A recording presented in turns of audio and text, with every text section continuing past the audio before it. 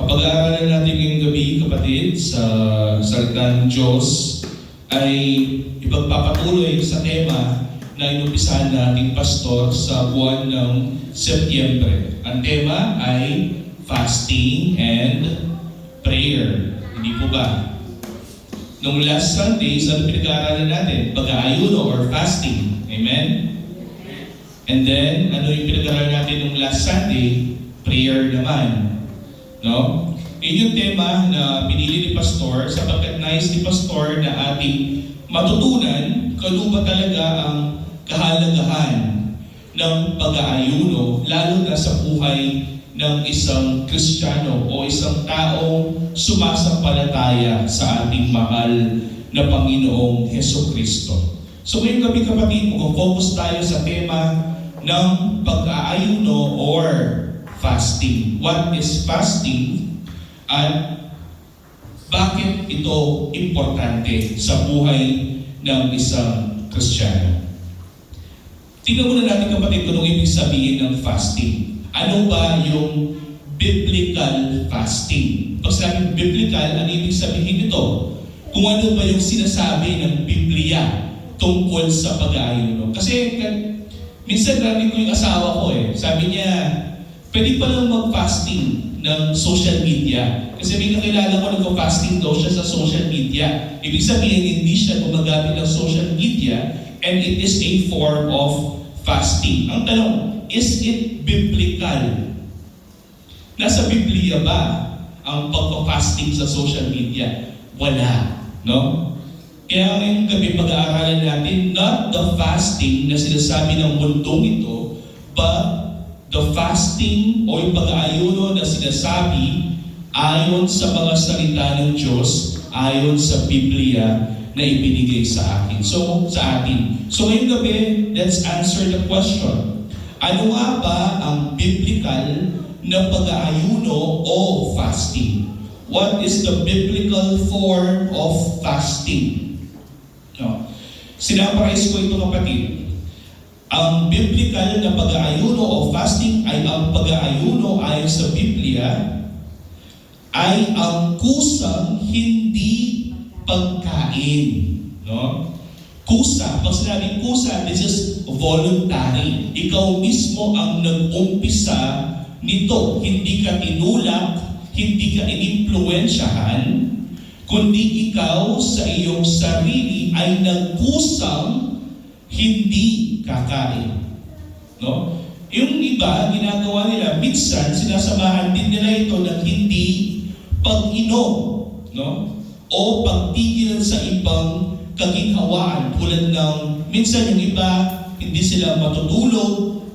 Minsan yung iba, hindi sila magsusuot ng komportabling damit. Noong unang panahon nga, yung ginagawa nila, sabi sa Biblia, nagdadamit sako sila. Pag sinabing damit sako, kapatid, nagsusuot sila ng kadamitan na itchy. What's itchy in Tagalog? Makati. No? Para manatili silang gising. No? Ito yung ginagawa ng mga Hudyo noong mga unang panahon. That is the first point. Ang lahi ng tao na gumagawa ng fasting as a ritual are the Jews o yung mga Hudyo. Yung mga Israelita yung gumagawa nito, kapatid. No? Hindi mo makikita na ginagawa ng ibang lahi noong unang panahon ayon sa kanilang espiritual na paniniwala, kundi ang mga Hudyo lamang ang gumagawa nito. So ito yung kusang hindi pagkain sa loob ng takdang panahon. No? Ibig sabihin doon, hindi ka kakain ayon sa tinakdang panahon na gusto mo. For instance, hindi ka kakain sa Biblia, mayroong hindi kumain ng 3 days and 3 nights. Mayroong hindi kumain ng 21 days. Ang ating mahal na Panginoong Jesucristo ay hindi kumain at uminom ng 40 days and 40 nights. Nasa tao kung ano yung tinakdang panahon na kaya niyang mag-ayuno. Okay?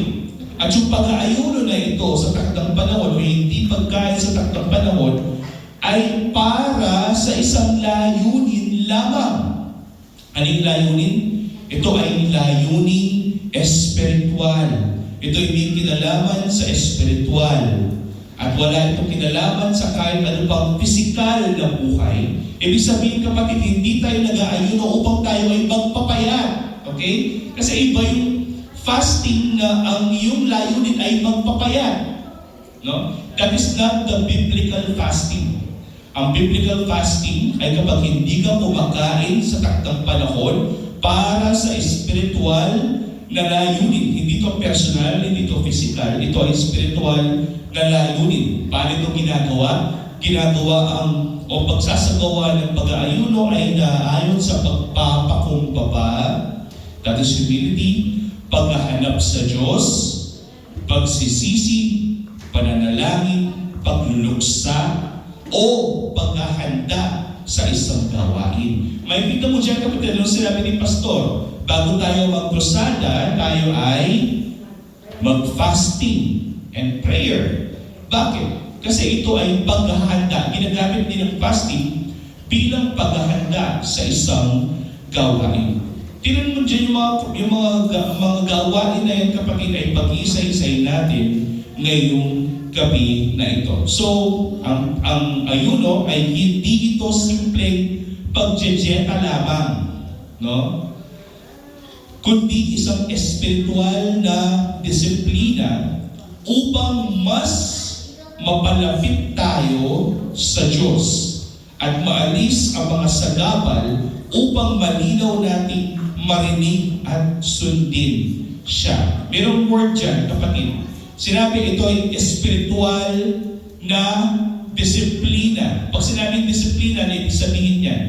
Ibig sabihin na kailangan tayo ay may control dito at hindi dapat tayo pinanghihina bagkus mayroong determinasyon na tayo ay mag-ayuno ayon sa ating mga adhikain at nilalapit sa Diyos. Upang ang pag-aayuno ang maging daan patungo sa paglapit natin sa Diyos. Walang maging sagabal, kundi nakafocus lamang tayo sa Diyos. Ito yung ibig sabihin ng pag-aayuno. Hindi sagabal yung pagkain, hindi sagabal yung pag-inom, hindi sagabal yung komportableng buhay. Ituon natin ang ating atensyon sa Diyos lamang. Yan ang ibig sabihin ng fasting, kapatid. No? That is the summary ng ating pag-aaralan. Ngayon, himay-himayin natin. What is true fasting? Ano ang tinuturo ng Biblia tungkol sa pag-aayuno? Bakit ba kailangan mag-ayuno ng tao? No? Nung dati, may naririnig ako. Ang sabi, kaya daw gumaling yung isang tao sa kanyang karamdaman ay dahil nilay hands daw siya ng isang ministro na kagaling lamang sa pag-aayuno niya ng 40 days and 40 nights. As if yung pag-aayuno niya ang dahilan kung bakit gumaling ang isang tao. Again, ang pag-aayuno is not the means, kundi ang pag-aayuno ay isang kusang gawa ng isang tao upang mas mapalapit siya sa Diyos. No? Isa dyan kapatid sa mga ibang pwede natin gawin upang tayo mas mapalapit sa Diyos ay ang pananalangin sa Kanya. Kaya makita mo dyan katambal ng pag-aayuno ang pananalangin. Kasi kung nag-aayuno ka lang at hindi ka nananalangin, hindi ka na ipag-ugnayan sa Diyos, hindi ka mapapalapit sa Kanya. Pero ang biblikal na pag-aayuno ay ito. Mahalaga ang motibo. Mahalaga ang motibo kung bakit ka nag-aayuno. Baka naman ang motibo mo kung bakit ka nag-aayuno ay para mayroon kang maipagmayabang sa iyong mga kapatiran. Nasabihin mo, ay, sister, iaunit fasting kong 3 days upon 3 nights. Ikaw 1 day mo. Yeah? Kaya ka nagpa-fasting upang meron kang maipagmalaki kay pastor, sa mga kapatid mo, no? Yun ba yung motibo bakit tayo nagpa-fasting? Tignan natin kapatid sa Matthew chapter 6. Ang sabi dito, mahalaga ang motibo. Binalaan ni Jesus na huwag mag-ayuno para ipakita sa tao lamang. No? Kaya ka nag-aayuno para pag-akit mo sa pulpito, meron kang may pagmayabang na sabihin, make fasting kung 40 days upon 40 nights, inagyu kita. Hindi ganon ang pagpa-fasting, kapatid. Kundi gawin mo ito na may pagpapakumbaba at sa lihim. Ang sinasabi dito natin, mahal na Panginoon Kristo ay ito. Basahin natin kapatid sa Matthew chapter 6, verse 16 to 18. Sabi dito natin, mahal na Panginoon Kristo sa kanyang mga alagad. At kapag kayo ay nag-aayuno, huwag kayong magmukhang mapanglaw tulad ng mga mapagpakunwari sapagkat pinasasama nila ang kanilang mga mukha upang ipakita sa mga tao ang kanilang pag-aayuno. Katotohanan sinasabi ko sa inyo, tinanggap na nila ang kanilang gantimpala. Ibig sabihin kapatid, ang gantimpala ng mga tao nito ay upang may pagmalaki lamang nila ang kanilang pag-aayuno. Oo nga, napansin ka nga nila na, ay Lord, may sister. Alam mo, lupa yung miyapayat, baramit ang nila ko itong kaina, itong siglana. No? Para bang pinapakita mo na 3 days tsaka 3 nights ka lang hindi kumakain. Sabi natin, mahal na Panginoong Kristo, ngunit kapag nag-aayuno ka, lagyan mo ng langis ang inyong ulo at maghilamos ka ng inyong mukha. Ibig sabihin kapatid, ayusin mo po rin yung itsura mo kapag ikaw ay nag-aayuno. Ipakita mo sa mga tao na hindi ka mukhang nag-aayuno. Bakit? 18. Upang ang inyong pag-aayuno ay hindi makita ng mga tao, kundi ang inyong Ama na nasa lihim. Siya lamang nakakita nito at ang gantimpala at gagantimpalaan ka ng inyong Ama sa na nakikita ng lihim sa mga na bagay. No? Ano yung sinasabi dito na ating mahal na Panginoon sa Kristo? Again, ang pag-aayuno ay isang relasyon sa Diyos. Kaya tayo nag-aayuno kasi tayo ay nagpapakumbaba. Pag sinabing pagpapakumbaba, ano siya? Pinag-aralan natin yan. What is humility? Kapag sinabi bang nagpapakumbaba ang isang tao, ibig bang sabihin nun, mababa ang tingin niya sa kanyang sarili? No. Ano kasi pagpapakumbaba? Yung mas iniisip mo yung ibang tao kaysa sa iyong sarili. Ang tawag doon ay pagpapakumbaba. Ano yung kabalitra ng papakumbaba? Pride. Ano naman yung tao kapag mataas or prideful? Mas iniisip niya ang kanyang sarili kaysa sa ibang tao. At ang fasting kapatid ay isang uri ng pagpapakumbaba na mas iisipin mo ang Diyos at ang relasyon mo sa Diyos kaysa sa iyong sariling laman. Kaya ngayon dahilan kung bakit hindi tayo kumakain. At kapag ikaw ay mayroong relasyon sa Diyos, marapatin mo na dapat ang relasyon na yun ay dapat sa inyong dalawa lamang, sa lihim. Dapat kung ikaw ay nagpa-fasting, it is between you, yourself, and God. Kailangan hindi na malaman pa ng ibang tao. Dapat nakafocus lamang sa iyo at sa Diyos. Hindi mo na kailangan bang ipagmayabang. Sapagkat ang gantimpala ay hindi sa pagmamayabang. Kasi kapag nagmayabang ka dun sa pulpito na ikaw ay nag-fasting at pinalakpakan ka ng mga tao, yun na yung gantimpala mo.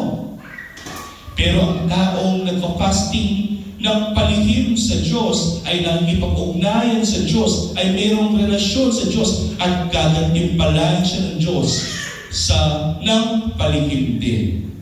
Diba? Minsan kasi meron tayong mga problema, meron tayong pagsubok na idinadaig natin sa Diyos. Personal yan. Minsan hindi mo alam, ikaw pala ay isang rape victim, isang biktima ng rape. At nais mong ilapit sa Diyos yung inyong puso na naway kaya mong patawarin yung taong nag-rape sa iyo.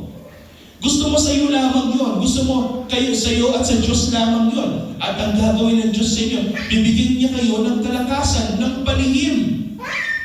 At yun ang ibig sabihin dito, kapatid. Na kung tayo ay mag-aayuno, dapat ang motibo natin ay mas lalo tayong mapalapit sa Diyos na may pagpapakumbaba na naway hindi natin iniisip yung ating sarili, kundi iniisip din natin ang ibang tao at ang pakikipagrelasyon sa Diyos. Hindi ipinagmamayabang ang fasting. Unlike yung mga ibang churches, kapatid, ang mga ibang churches, gino-glorify nila yung kanilang mga kapatiran na nagpa-fasting. In fact, ina-announce pa nga nila sa pulpito na si brother ganito ay nakatapos lang yan ng fasting ng 40 days and 40 days. Tapos papalakpakan siya, kapatid. Kaya sa palakpakan ng Panginoon. No? That is not humility. That is pride na pinagmamayabang mo ang inyong pag-aayuno. Ang pag-aayuno ay dapat may pagpapakumbaba. Next, bakit tayo nag-aayuno? Sapagkat ginagamit din ang pag-aayuno bilang pagbabalik loob sa Diyos.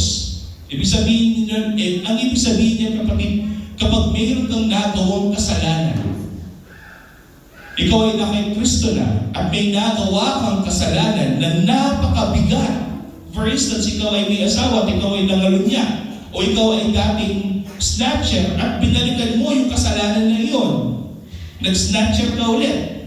No? O ikaw ay isang babae na nagtatrabaho sa isang hostess club at tinalikuran mo na yan kasi nalaman mo rin kalkuhanan, pero kung nangailangan ka ng pera, binalikan mo ulit. No? So nagkakasala ka sa harapan ng Diyos. Pero ang Kristiyano, sabi ko nga, kahit siya ay nagkakasala, pag-aaralan natin ito sa Sunday, sa ating Bible Studies, Romans chapter 7, tayo ay makasalanan pa rin, pero tayo na ay matuwid sa harapan ng Diyos. Pero kahit tayo matuwid sa harapan ng Diyos dahil sa ating mahal na Panginoon sa Kristo, meron pa rin tayong kapasidad na magkasala. At kung tayo ay magkakasala at napakabigat ng ating kasalanan, pwede tayong mag-ayuno bilang pagpapakita ng ating pagkababaan ng loob at pagbabalik loob sa Diyos. No? Ang pag-aayuno ay madalas nakasabay ng tunay na pagsisisi.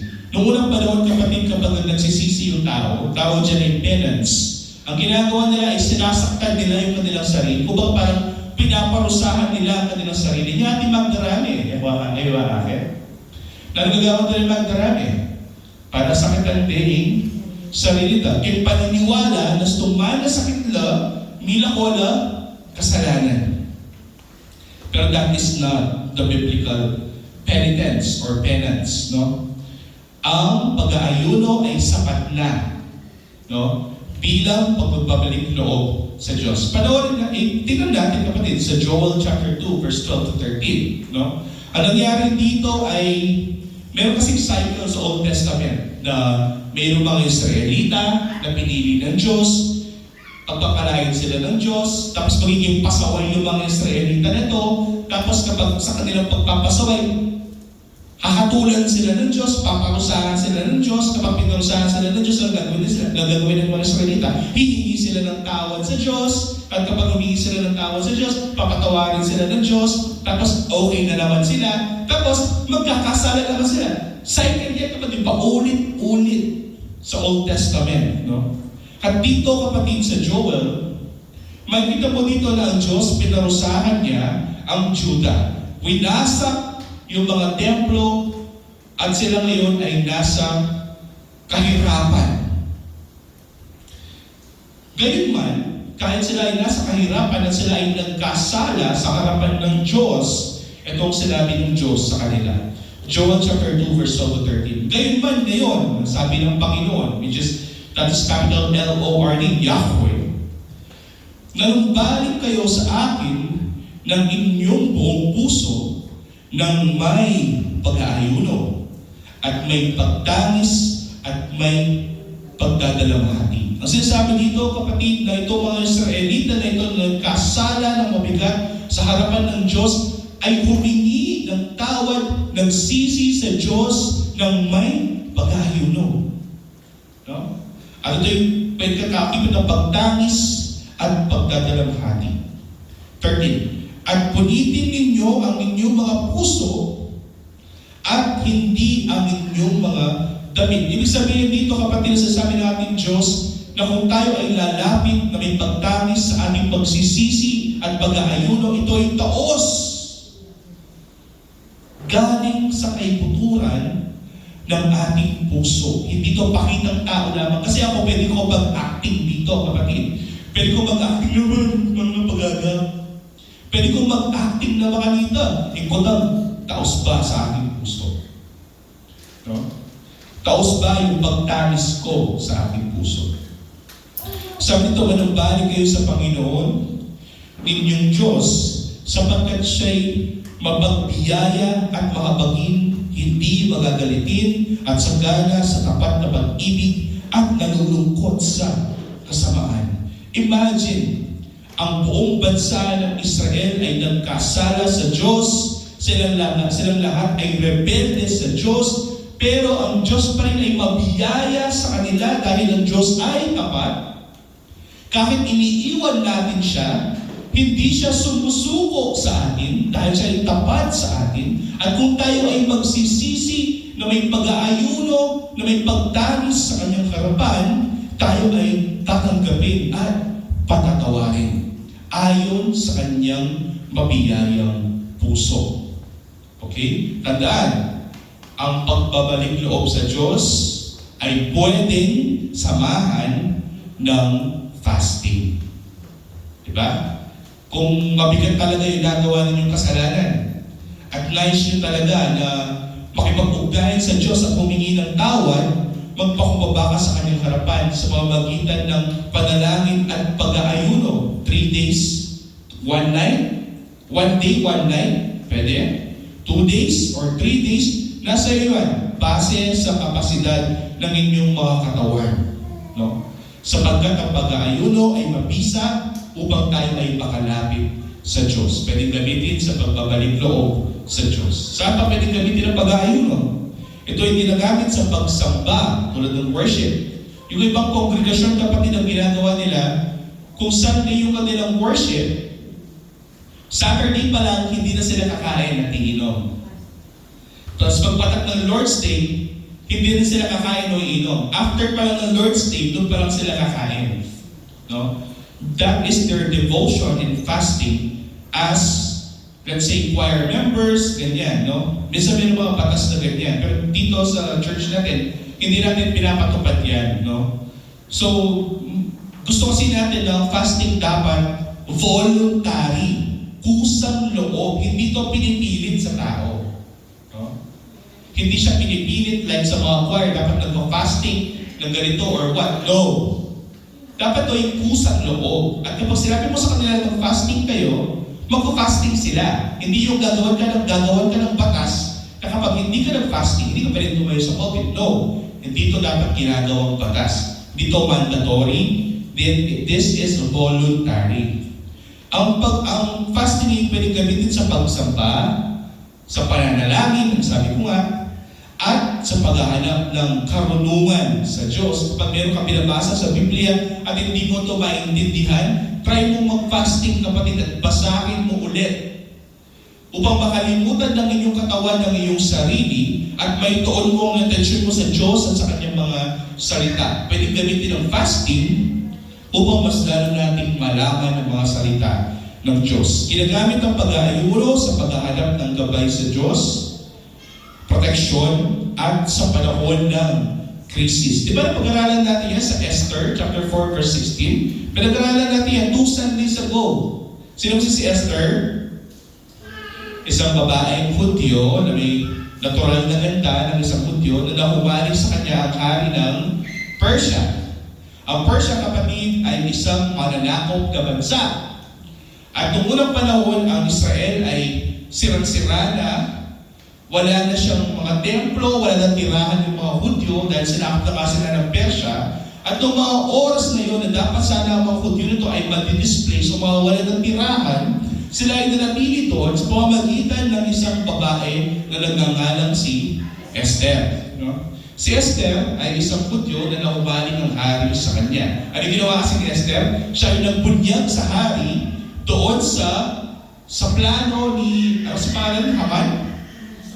Haman na patayin lahat ng mga Hudyo, hindi ba? Kung mamamatay lahat ng mga Hudyo ng mga oras na edi tapos na yung lahi ng Israel. Di sana hindi na ipinanganak si Kristo sa lahi ni David. Pero dahil dito sa malahimalang ginawa ng Diyos sa buhay ni Queen Esther, ito yung nangyari. Ano yung request ni Esther kay Mordecai? Dito, basahin natin sa Esther chapter 4 verse 16. Ikaw ay humayo, sabi niya. Tipunin mo ang lahat na Hudyo na matatagpuan sa Susa. Ito ay isang lungsod sa Empire of Persia. At ipag-ayuno ninyo ako. Makikita mo dyan, kapatid, ang mga Hudyo, ang mga lahi na nag-aayuno ayon sa espiritual na layunin. So mayroong espiritual na layunin dito si Esther kung bakit niya nire-request na mag-ayuno yung mga Hudyo. Huwag kayong kumain o uminom. Makita mo dyan, kapatid, na sinabi, hindi niya sinabi na huwag kayong gumamit ng Facebook or huwag kayong magganito or magganito. Hindi. Ang fasting, ang biblical fasting is this. Huwag kayong kumain o huwag kayong uminom sa loob ng 3 araw, gabi o araw. That's 3 days and 3 nights. Sabi niya dito, ako at ang aking mga babaeng alalay ay mag-aayon na rin gaya ninyo. Pagkatapos ay pupunta ako sa hari, bagamat labag sa batas, at kung ako ay mamamatay, ay mamamatay. Siya ay nag-aayuno ng may paninindigan. Bakit? Kasi alam niya, sa kanyang pag-aayuno ay mas lalo siya mapapalapit sa Diyos, lalapit sa Diyos na may pagpapakumbaba. At alam niya na ang kanyang Diyos ay hindi siya pababayaan. Bibigyan siya ng karunungan kung rin dapat niyang gawin. Ano ginawa niya noon? Ibinunyag niya yung plano ni Haman, hindi ba? Bibigyan siya ng gabay ng Diyos. At gayon din, kapatid, na siya ay hindi pababayaan ng Diyos. Bibigyan siya ng proteksyon ng Diyos. At ano nangyari? Namatay yung si Haman, nabuhay yung mga Hudyo, at naipagpatuloy ang lahi ni David. No? Sapagkat nasa lahi ni David ang kapanganakan ng ating tagapagligtas. Sino siya? Ang ating mahal na Panginoong Jesucristo. Di ba? Ginamit ng Diyos ang kanyang mga kaaway upang maipreserba ang lahi ng Israel. Ang kahari ng Persia ng oras na yun, kapatid, ay hindi kamukha ng Diyos.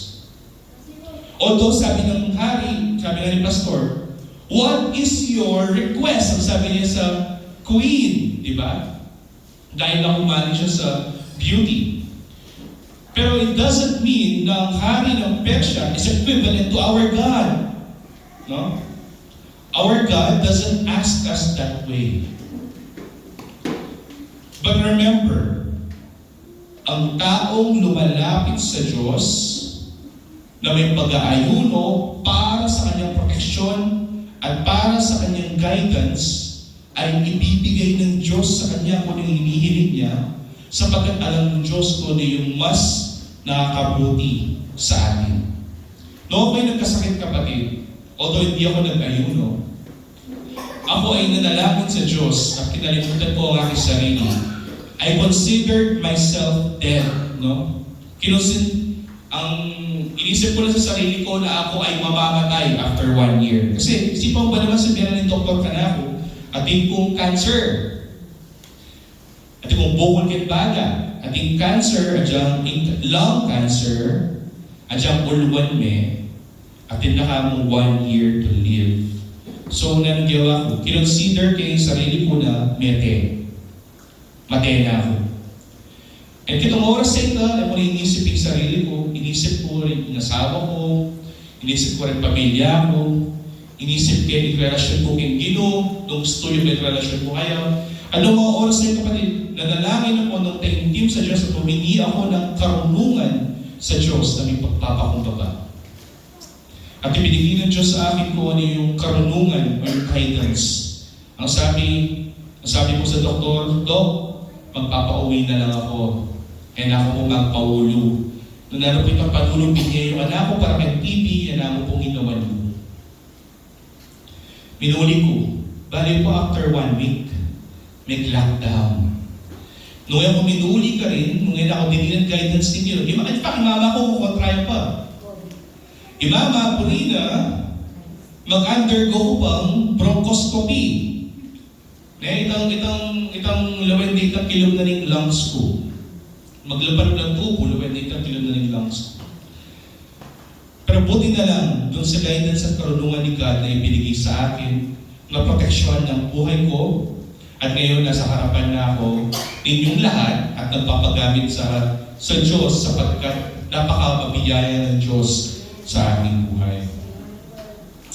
Ang sinasabi ko dito kapatid, ang fasting ay pwede nating gamitin bilang paglalapit sa Diyos ng ating mga kailangan, ng ating mga inahing sa Kanya, at ang Diyos naman ay gagabayan niya tayo at poproteksyonan sapagkat ang Diyos ay tapat sa bawat isa sa atin. Next, ang fasting kapatid ay pwede rin natin gamitin bilang paghingi ng katarungan ng Diyos, pero ito ay hindi batay sa pagigiganti at dahas. Dapat kung tayo ay nagpa-fasting ng humihingi tayo ng katarungan mula sa Diyos. Kapag sinabi katarungan, what does this mean? Justice, kahatulan, kaparusahan sa ating mga kaaway. Kapag humihingi tayo ng katarungan mula sa Diyos, pwede tayo mag-fasting, pero dapat ang pag-fasting natin, ang paghingi natin ng katarungan ay hindi batay sa paghihiganti o sa dahas or violence. Basahin natin ito kapatid. Ang pag-ayuno ng kalugod-lugod sa Diyos ay nagbubunga ng malasakit, awa at katwiran, hindi lamang ng pagtitiis ng utok. Basahin natin kapatid sa Isaiah 58 verse 3 to 4. Bibigyan ng konting konteksto. Sa Isaiah 58, dito kapatid ay nawasak ang templo, nawasak ang bansang Juda, kapatid.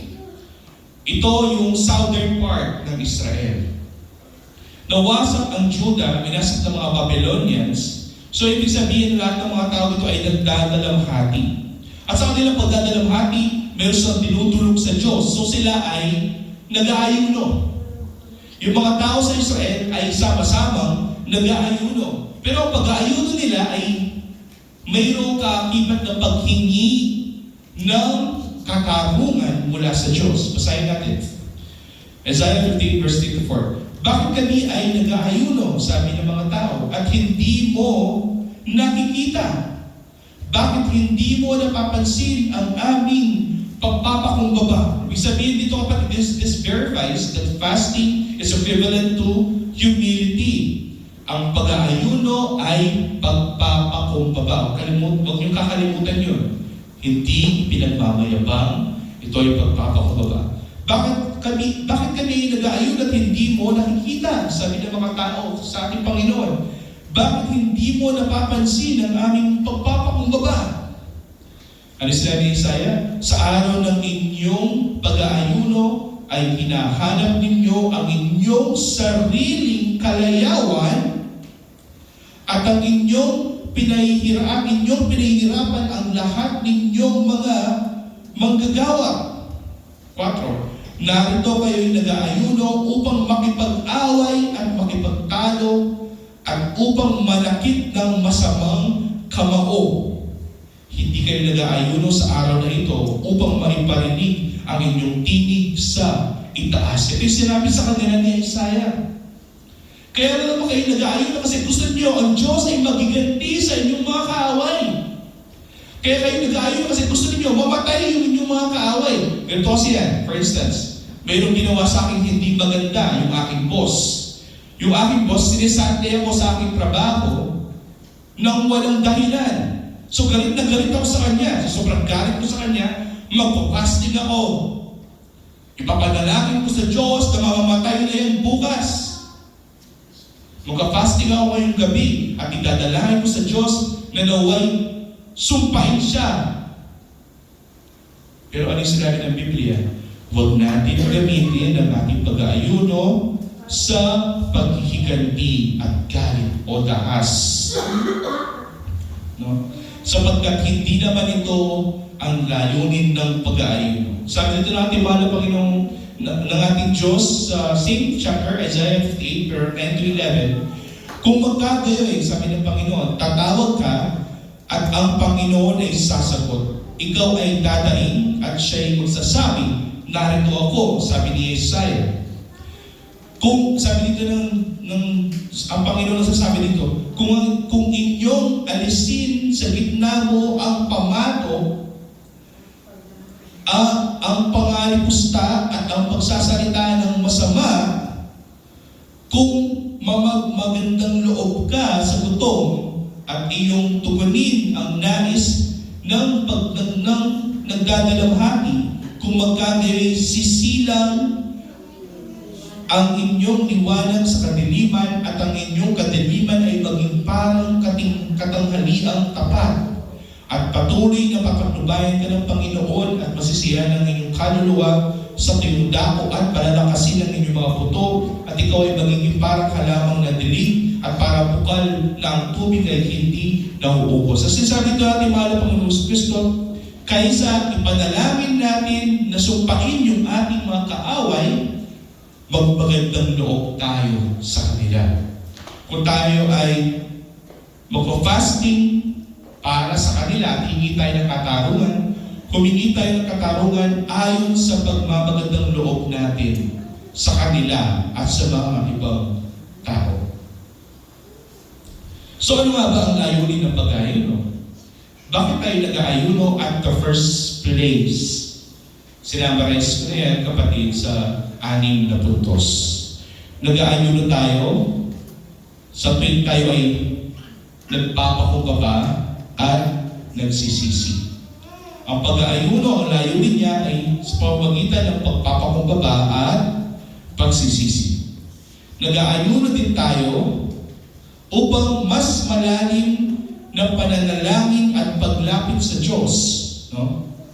Sa pag-aayuno, mas malalim na pananalangin at paglapit sa Diyos ang pwede nating gawin. Kasi nga, kapag ikaw ay nagpapakumbaba, hindi mo iisipin ang iyong sarili at mas iisipin mo yung ibang tao at mas iisipin mo ang Diyos.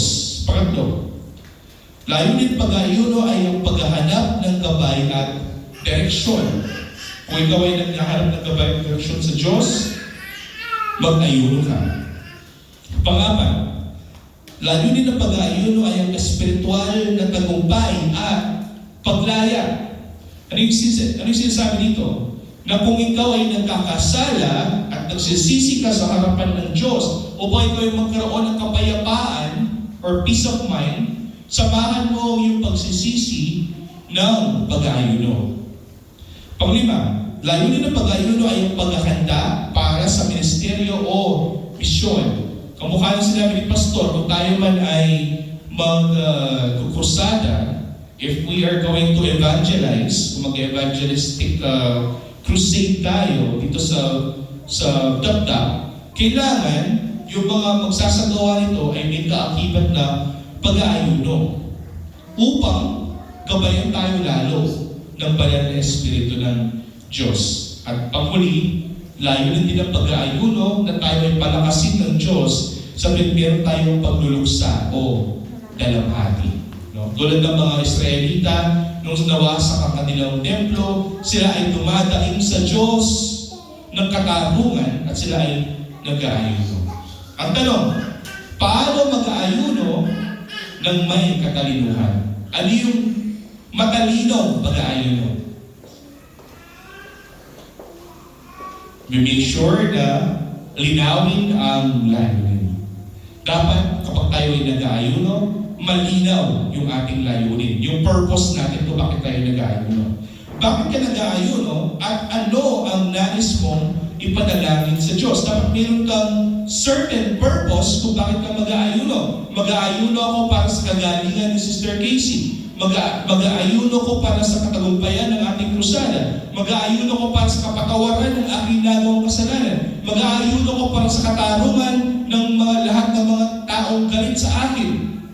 Yan ang dapat ginagawa natin. Dapat meron tayong purpose. At yung purpose natin ay malinaw sa atin. Kung bakit tayo nag-aayuno. Again, huwag tayo mag-ayuno ayon sa ating pansariling kapakanan o para meron lang tayong ipagmalaki o ipakita sa ating mga kapatiran. Ay, mag-fasting yan. Mag-fasting ko rin. Makarine naman. Akakit 3 days na nga mamangan. E di 3 days ko rin nga mamangan. Makarine naman. Ibig sabihin, yung layunin mo kung bakit ito fasting at the first place, ay para maipakita mo lang sa ibang tao na ikaw ay nagpa-fasting. No. Dapat malinaw yung ating layunin kung bakit tayo nagpa-fasting. Susunod, pumili ng uri at haba ng pag-aayuno. Ano nga ba yung gusto mo? Food, pagkain lang? O pagkain tsaka pag-inom? No? At gaano kahaba yung kaya mong gawin? Pumili ng uri at haba ng pag-aayuno alinsunod sa inyong kalusugan at kakayanan. Kasi sa Biblia, kapatid, meron ding fasting na gulay lamang yung kakainin mo. Tukap mo nga nung Daniel, no? Si Daniel, ito kanyang mga kaibigan, ay nag-fasting ng 21 days na puro gulay lamang yung kinain nila. So, pumili ka kung anong kayang fasting. Kung kaya mo lang ay hindi nakakain for 3 days, yun yung gawin mo. Kung kaya mo na hindi ka kakain at iinom ng 2 days and 1 night, yun lamang yung gagawin mo. Alinsunod sa kalusugan at kakayahan ng inyong katawan. Kapag hindi mo kaya, huwag mong ipilit. Amen? Kasi the last thing that we want is for you na mag-collapse kaya fasting mo, no? We don't want that to happen to you. Next. Ang pag-aayuno ay dapat manalangin bago mag-ayuno, manalangin habang nag-aayuno, at manalangin pagkatapos ng pag-aayuno. Makita mo dyan? Fasting is always with prayer. Ang pag-aayuno ay laging mayroon kasamang pananalangin. Sapagkat ang pag-aayuno ay laging nakikipag-ugnayan sa Diyos. At paano tayo makikipag-ugnayan sa Diyos? Sa pamamagitan ng pagbabasa ng kanyang mga salita. Pagbabasa ng Biblia. Next. Ingatan ang kalusugan. Mas mahalaga pa rin ang kalusugan mo kaysa sa pag-aayuno mo. Tandaan, kung may sakit, nagdadalang tao or ikaw ay isang pregnant woman, nagpapasuso, o may ininom na gamot, kumonsulta ka muna sa doktor bago ka mag-ayuno. Again, kahit maganda ang layunin ng fasting, kung kapalit naman ito ay inyong kalusugan, huwag na po natin ituloy. Amen? Sapagkat mas mahalaga ang inyong buhay at oportunidad upang purihin mo ang Diyos sa inyong buhay kaysa mawalan ka nito dahil sa inyong pag-aayuno. Amen po ba?